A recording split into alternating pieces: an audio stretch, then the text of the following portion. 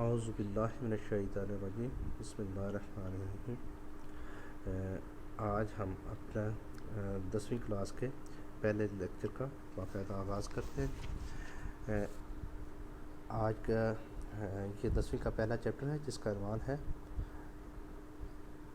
تاریخ پاکستان حصہ 2۔ اس پیریڈ کے اندر ہم ذوالفقار علی بھٹو کا دور حکومت پڑھیں گے۔ زیڈ بھٹو ایرا 20 دسمبر 1971 تا 5 جولائی 1977 تک کا یہ دور ہے۔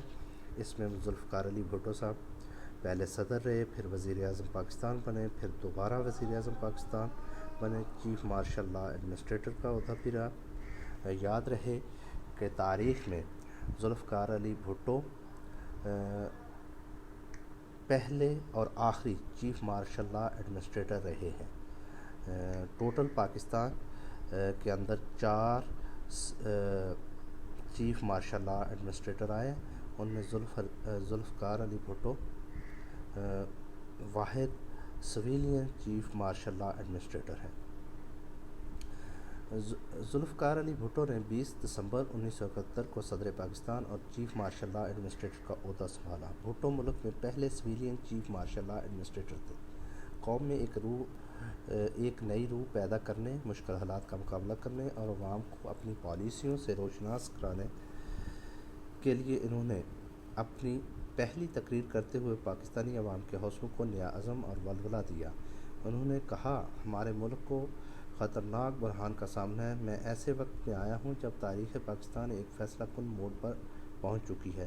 مجھے نیا اور ترقی پسند پاکستان بنانا ہے، وہ پاکستان جس کا خواب قائد اعظم نے دیکھا تھا۔ میرا یقین ہے وہ پاکستان ضرور بنے گا۔ بیٹے، آپ کو پتہ ہونا چاہیے کہ ذوالفقار علی بھٹو جب صدر بنے تو اس سے پہلے پاکستان دو لخت ہو چکا تھا، سقوط ڈھاکہ ہو چکا تھا 16 دسمبر کو، اور انہوں نے 20 دسمبر کو as a president of Pakistan government سنبھالی اور ساتھ ہی chief martial law civilian chief martial law administrator کا عہدہ بھی سنبھالا۔ ہم ان کے دور کے معاشی اصلاحات کے اہم پہلو پڑھیں گے۔ 1971 سے لے کر 1977 کے دوران معاشی اصلاحات کے اہم پہلو، اس کی سب ہیڈنگز ہیں: صنعتوں کو قومی تحویل میں لینا، نمبر 2 ہے بینکوں اور بیمہ کمپنیوں کو قومی تحویل میں لینا، نمبر 3 پہ ہے لیبر اصلاحات، نمبر 4 ہے زرعی اصلاحات۔ یہ اصلاحات کیا تھیں، ریفارمز کیا تھیں جو ذوالفقار علی بھٹو کے ایرا میں وقوع پذیر ہوئیں؟ سب سے پہلے ہم بات کریں گے صنعتوں کو قومی تحویل میں لینا، نیشنلائزیشن آف انڈسٹریز۔ 1971 تک ملک کے 60% صنعتی اثاثے اور 80% انشورنس کا کاروبار صرف 22 خاندانوں کی ملکیت تھا۔ 22 دسمبر 1971 کو بھٹو حکومت نے 22 سرمایہ دار خاندانوں کے پاسپورٹ ضبط کر لیے، 19 کمپنیوں کو جاری کیے گئے 10 کروڑ سے زائد کے صنعتی لائسنس غیر قانونی قرار دے دیے۔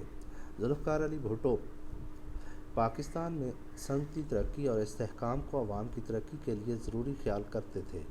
ان کے دل میں عوام کی بھلائی کا جذبہ تھا۔ وہ سرمایہ داروں، دولت مندوں اور کارخانہ داروں کی پالیسیوں سے اتفاق نہیں کرتے تھے۔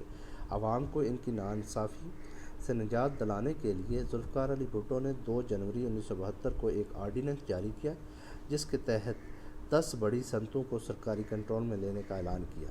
قومی تحویل میں لی گئی صنعتوں میں اہم درج ذیل تھیں: نمبر 1 پرزے جوڑ کر موٹر گاڑیاں بنانے کی صنعت، نمبر 2 بھاری اور بنیادی کیمیکل کی صنعت، نمبر 3 بنیادی ضروریات کا سامان بنانے کی صنعت، نمبر 4 فولاد سازی اور لوہے کی صنعت، نمبر 5 پہ تھا بھاری مشینری کی صنعت، پیٹرو کیمیکل کی صنعت، نمبر 7 پہ تھا سیمنٹ کی صنعت، نمبر 8 مفاد عامہ کی سروسز کے تحت آنے والی صنعت، ٹریکٹر پلانٹس تیار کرنے کی صنعت، بھاری سامان برائے بجلی کی صنعت۔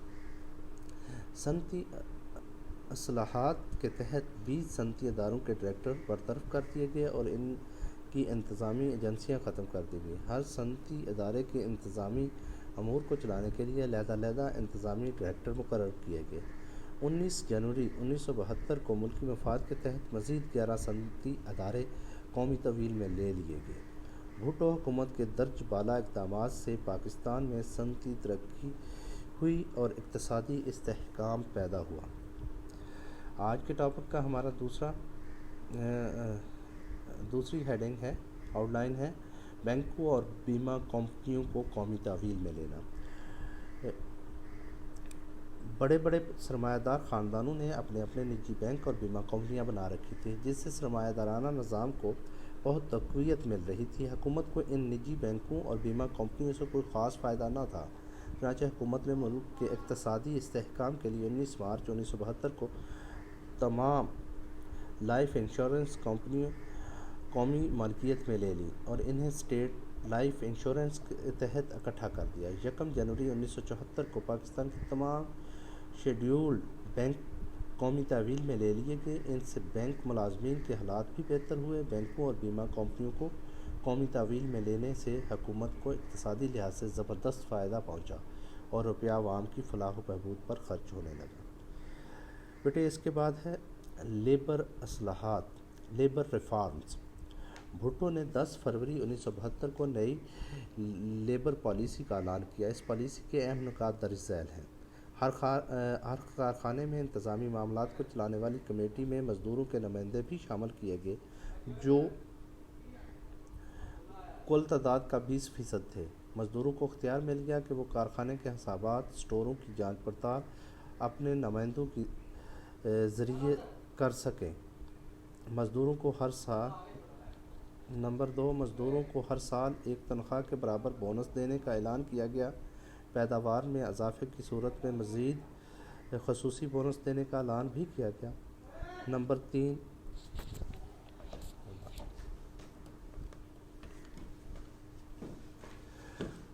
3 کارخانوں میں کام کرنے والے مزدوروں کے اوقات کو نئی شکل دی گئی۔ ان سے ایک ہفتے میں 54 گھنٹوں کی بجائے 48 گھنٹے کام لینے کی پابندی عائد کی گئی۔ اگر وہ اپنی مرضی سے اوور ٹائم کا کام کریں تو ان کو زائد معاوضہ دینے کی شرح عائد کی گئی۔ ہر مزدور کو بڑھاپے میں پنشن، بیمہ اور گریجویٹ کے حقوق حاصل ہوں گے۔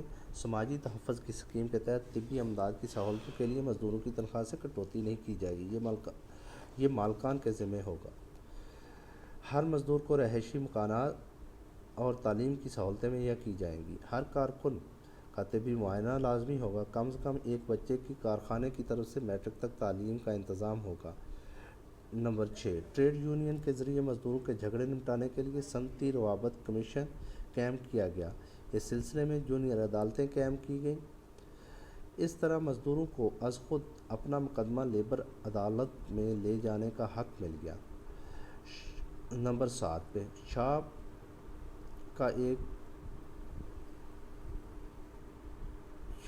اسٹور کا ایک عہدہ تخلیق کیا گیا، جس کے بحث مل مالکان اور مزدوروں کے درمیان پیدا ہونے والے مسائل کو حل کرنے میں آسانی ہوگی۔ مزدوروں کو ملازمت کا تحفظ دینے کے لیے مل مالکان پر پابندی عائد کر دی گئی کہ وہ مزدوروں کو برطرف کرتے وقت واضح اور ٹھوس وجوہات بیان کریں تاکہ ناجائز برطرفیوں کی روک تھام کی جا سکے۔ اس کے بعد آج کا آخری ٹاپک ہے زرعی اصلاحات، ایگریکلچر ریفارم۔ پاکستان کی اکثریت آبادی کا پیشہ زراعت ہے۔ بھٹو حکومت نے کسانوں کو احتسال سے بچانے کے لیے درج ذیل زرعی اصلاحات کا اعلان کیا۔ زمین کی انفرادی ملکیت 150 ایکڑ نہری، 300 ایکڑ برانی مقرر کی گئی۔ زائد زمینیں ذمہ داروں سے لے کر مزارعین اور کاشتکاروں میں بلا معاوضہ تقسیم کر دی گئی۔ مارچ 1976 تک 15 لاکھ ایکڑ زمین کسانوں میں تقسیم کی گئی۔ نمبر 2 وہ سرکاری ملازمین جنہوں نے ملازمت کے دوران اور ریٹائرمنٹ کے بعد 2 سال کے اندر زمین خریدی تھی، ایسے ملازمین کے لیے 100 ایکڑ زمین محدود کر دی گئی اور باقی زمینوں پر حکومت کا قبضہ ہو جانے کی پالیسی بنائی گئی۔ فوجی افسران پر اس شق کا اطلاق نہیں ہوگا۔ نمبر 3 تعلیمی اداروں یعنی کالجوں اور یونیورسٹیوں وغیرہ کے علاوہ کوئی شخص مقررہ حد سے زائد زمین رکھنے کا حقدار نہ ہوگا۔